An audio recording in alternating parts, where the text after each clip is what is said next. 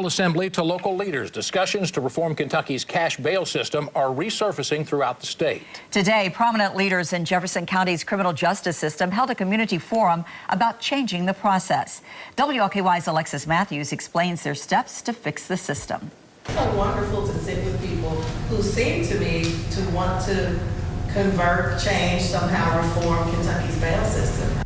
The panel of judges, prosecutors, and Commonwealth Attorney Tom Wine agreed on Wednesday that Kentucky's cash bail system is broken and, in their words, a penalty to the poor. Stop committing crimes. We also have to acknowledge that people make mistakes, one, and two, we do have people in custody who are innocent.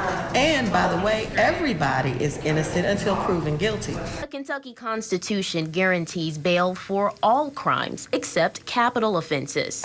What it doesn't say is that bail must be affordable. Offenders who are less fortunate are more likely to stay in jail because they cannot afford to get out. And there are efforts to change who can pay bail, such as House Bill 313, which would not allow charitable groups to pay bail for some offenses. The fact that we are discussing bail at all usually it only comes up when there is some high-profile case and someone who gets access to funds, and we've had that in our community recently. Sadiqa Reynolds, a former judge, is talking about the case of Quintez Brown, who was accused of shooting at Louisville mayoral candidate Craig Greenberg. He was released from jail after a community bail organization paid his $100,000 bond. Well, the reality is that wealthy people have been posting bail for many years. In fact, in many cases, probably they were more likely to be ROR. ROR, or released on own recognizance, is when a defendant does not have to post bail, instead promises to show up to court.